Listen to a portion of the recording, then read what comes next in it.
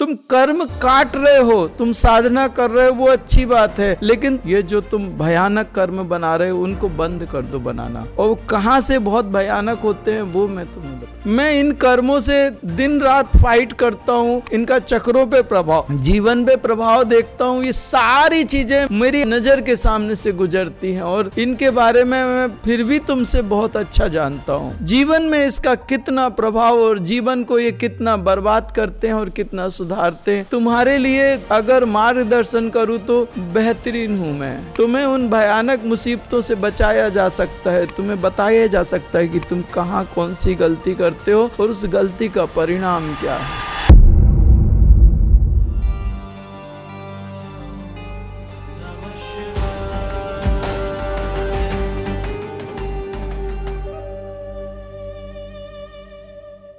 Actual क्या है, मैं बात कर रहा हूँ आपके जो भी कर्म करते हो उसमें आपकी भावना क्या है। मैंने कल भी बोला, अगर आपकी मजबूरी है और आप शुद्ध भावना से कर रहे हो, कर्म नहीं लगता। या तो आपके अंदर गिल्टी आ गई या तो आपके अंदर क्रोध आ गया, आप कर्म में फंस जाओगे। अपन ने कल देखा ना, मच्छर मारना है तो ऐसे मारो या ऐसे मारो।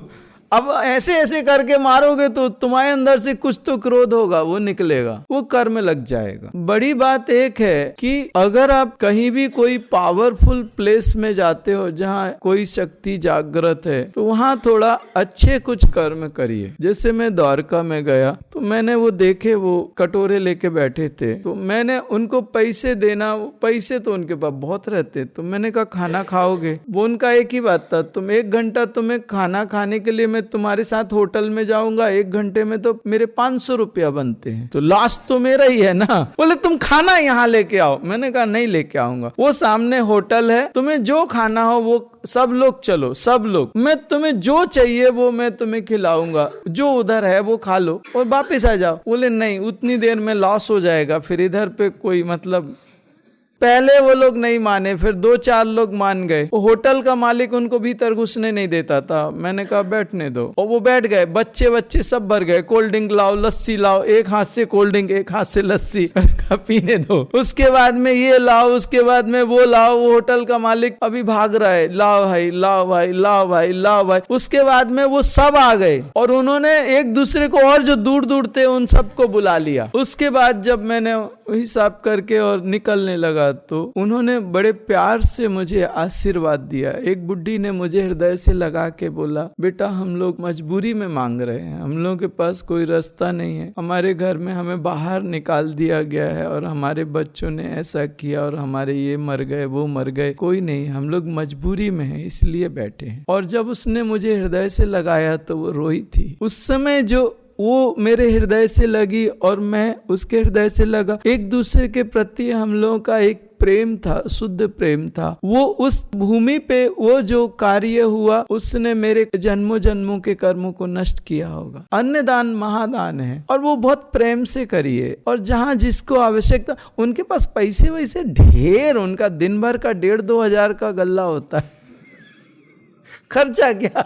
हमारे को उससे मतलब नहीं है। एक सरदार जी थे, गुरुद्वारे में गए, मर्सिडीज से उतरे, बिल्कुल एकदम टिप टॉप लग रहे। गुरुद्वारे में जाके वो जो सीढ़ियां रहती हैं, बिस्लरी की बोतल खोली, थोड़ा पानी डाला और अपने पॉकेट से रुमाल निकाला, एकदम अच्छी हो। जहाँ पे सब लोग जूते चप्पल पहन के ऊपर चढ़ते, वहां पे वो रुमाल से पानी डाल के उसको साफ कर रहे थे, पायरी को, सीढ़ी को। तो वहीं पे वो कोई वॉचमैन, सरदार जी बोले अब भी तो साफ किया है, आप काहे को इतना कर रहे, इतना अच्छा रुमाल गंदा कर लिया। सरदार जी ने एक जवाब दिया, बोले किसने साफ किया था? बोले वो सेवाधारी आके अब भी साफ करके गए। बोले वो सेवाधारी ने जो किया वो उसका कर्म है, उसको फल मिलेगा, मुझे क्या मिलेगा? अभी मैं कर रहा हूं, उसका फल मुझे मिलेगा। वो गार्ड था, दूसरा सरदार ये नहीं बोल सकता, उनको मालूम है सेवा क्या होता है। आप स्वर्ण मंदिर में जाओ, छोटी छोटी जगह पे वो साफ करके रखते। उन सरदारों से हमने कुछ नहीं सीखा। हम अपने मंदिरों को जाके गंदा करते हैं, वो अपने गुरुद्वारे को साफ करते हैं। इतनी शांति से मैं स्वर्ण मंदिर की लाइन में लगा था, जो सामने सरदार लगे थे, मैं जब लगा वो अलग हो गए। मैं सिंपल कपड़ों में, ऐसे ये लाल वाल नहीं थे, बड़े प्रेम से उन्होंने आगे किया और वो पीछे जाके लगे। इतनी बढ़िया व्यवस्था ना, आप बैठ जाओ, आपको इतने सम्मान से वो भोजन कराएंगे और एकदम साफ सुथरा। शुद्ध घी मतलब शुद्ध घी।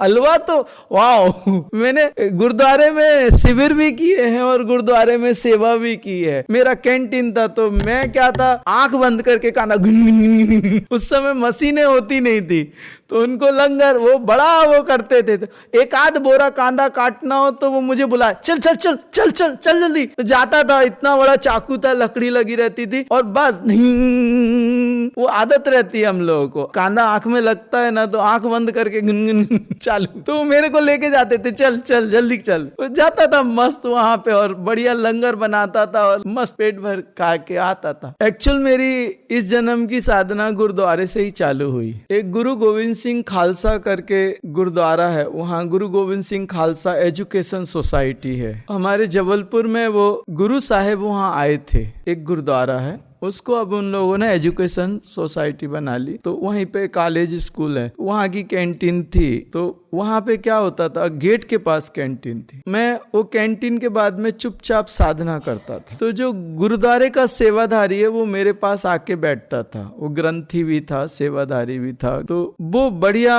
मेरे पास आके बैठता था और मैं बैठता था। तो एक दिन मैंने उससे बोला, गुरु साहब से अरदास करना मेरे लिए। बोले तुम्हारे लिए अरदास? उनसे कहना अब मेरी शादी करा दो, समय आ गया है। उनको मालूम था मैं बजरंगा की साधना करता हूँ। तो बोले तेरी शादी? ऐसा तो पहली बार सुना, बजरंगा की साधना कर रहा है, शादी करा। लड़कियों का, पूरे लड़कियों का कॉलेज स्कूल वो सब थे, लड़के लड़के। कॉलेज तो लड़कियों का ही था और ये स्कूल 4-5 स्कूल और कॉलेज एक ही परिसर में, पूरे बिल्डिंगों से घेरा था मैं। बोले तेरी शादी? मैंने कहा तू नहीं समझेगा, तू बस अरदास कर देना कि भगवान अब शादी करा दो, समय आ गया। तो उसने जाके अरदास कर दी और मेरा टिकट निकल गया और मैं जंगल निकल गया। जंगल में जाने के बाद में बाहर आया और शिविर करता था। तो एक शिविर उसी गुरुद्वारे का मिला मुझे। तो उनके यहाँ एक सरदार जी थे, वो उस समय अच्छी पोस्ट पे थे। तो उन्होंने मुझे कुछ गालियां दी थी। हमारे यहाँ से काफी की मशीन कुछ खराब हो गई थी तो लड़के ने काफी ले जाने में देर कर दी। तो उन सरदार जी को गुस्सा आ गया, उन्होंने बहुत गंदी गालियां दी मुझे। मैंने कहा मेरी 4 बहनें थी और पूरा मेरे ऊपर घर की जवाबदारी थी। अभी मैं सरदार जी को कुछ बोलता था तो प्रॉब्लम हो जाती थी, दाल रोटी मुश्किल हो जाती। मैंने कहा चलो सुन लेते हैं। उसके बाद में जब वो गुरुद्वारे में मेरा शिविर हुआ तो मुझे नहीं मालूम था ये लोग कहाँ जगह देंगे। तो वो सरदार जी का जो ऑफिस था और जो टेबल थी और वो चेयर थी, वहीं पे मुझे बिठाया गया, उन्हीं की चेयर पे। और सरदार जी को बाहर बिठाया गया कि एक एक आदमी को छोड़ो। परमात्मा का खेल देखिए कैसे घुमाया उसने। हमारा क्या होता था 5:30 बजे, कुछ एक टाइम था शायद 5 या 6 बजे का, उस समय हम कंप्लीट कर देते थे।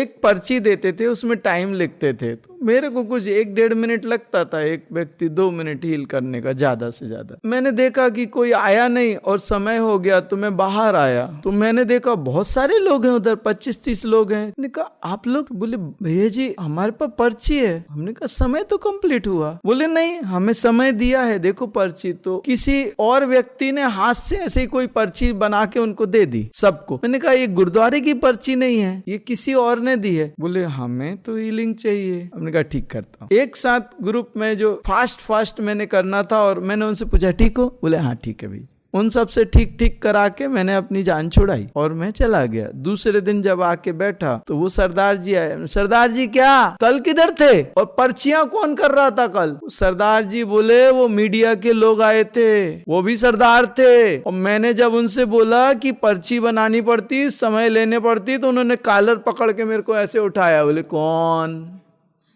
तू कौन? बोले मैं कैसे करके छूट के भाग गया और किचन में छुप गया। अगर मैं किचन में नहीं छुपता,